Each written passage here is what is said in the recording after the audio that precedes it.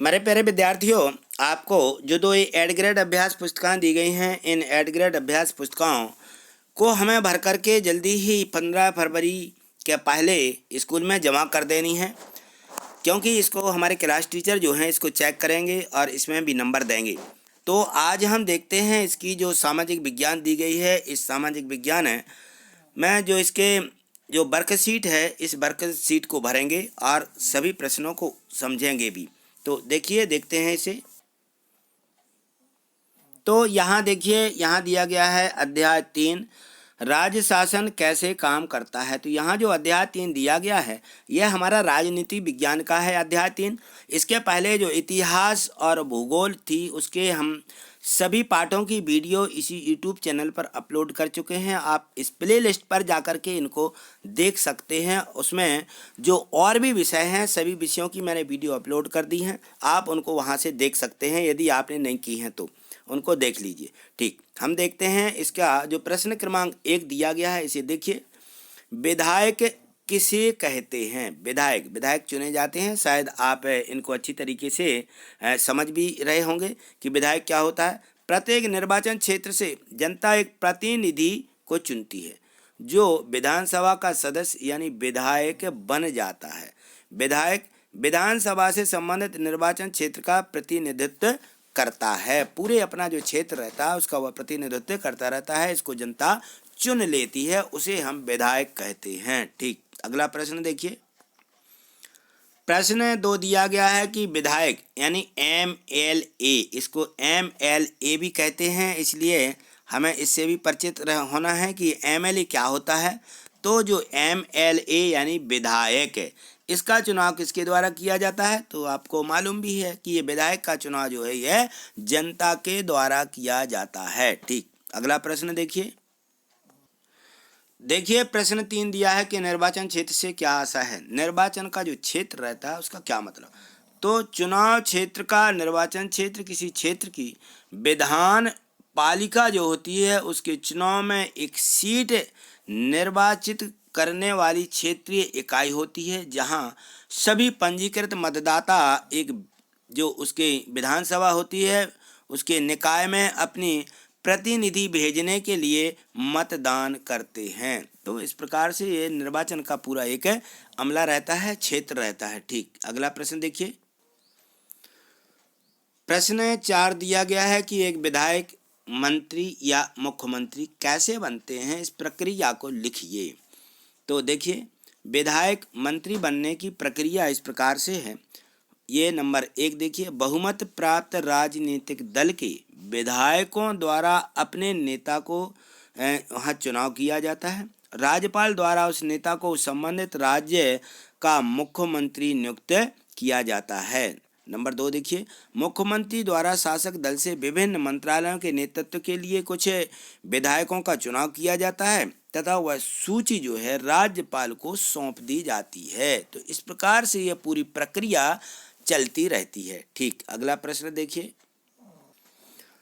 प्रश्न 5 दिया है, लोकतंत्र में जनता अपना विरोध किन किन माध्यमों से कर सकती है। तो लोकतंत्र है ये।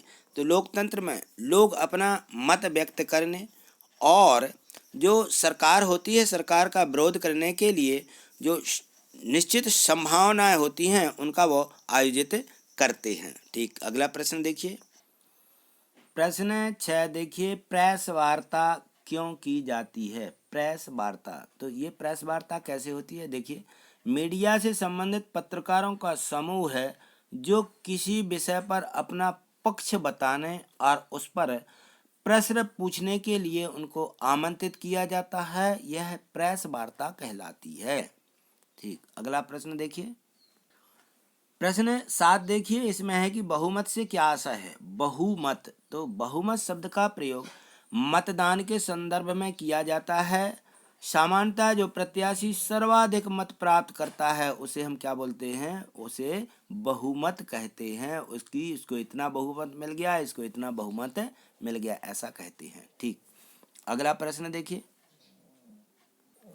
प्रश्न 8 देखिए, राज्य में किसी भी विषय पर कानून बनाने का कार्य किसके द्वारा किया जाता है? कानून बनाना मुख्य रूप से विधानमंडल का कार्य होता है। ठीक, इसका अगला प्रश्न देखिए। प्रश्न 9 दिया गया है कि नीचे दी गई तालिका को पूर्ण कीजिए। इसमें यहाँ देखिए विभाग का नाम लिखा है और उनके दो दो कार्यों के उदाहरण भी देना है। पहले है यहाँ पे स्कूल यानी शिक्षा विभाग, कृषि विभाग और स्वास्थ्य विभाग, ये 3 विभाग दिए गए हैं। इन तीनों विभागों के हमें कार्यों का वर्णन करना है और इनके जो है दो दो उदाहरण भी देना है। तो देखिए यहाँ थोड़ी से जो इसके दो दो उदाहरण देने के लिए यहाँ जो तालिका दी गई है छोटी है, तो यहाँ देखिए इस प्रकार से आपको लिख लेना है। विभाग का नाम सबसे पहले आएगा स्कूल विभाग। तो स्कूल विभाग में क्या होता है? स्कूल विभाग में तो स्कूल शिक्षा विभाग का कार्य विभिन्न योजनाओं और कल्याणकारी जो कार्यक्रम हैं उनके माध्यम से स्कूली शिक्षा को बढ़ावा देना। और नंबर 2 देखिए 6 से 14 वर्ष आयु तक के सभी बच्चों को निःशुल्क यानी बिना पैसे के पढ़ाई उपलब्ध कराना या शिक्षा उपलब्ध कराना, ये 2 उदाहरण आपको लिखना है। तीसरा भी लिख दिया है कि विभिन्न बोर्डों द्वारा ली जाने वाली परीक्षाओं का संचालन कार्य कराना, यह भी इन्हीं का काम होता है शिक्षा विभाग का।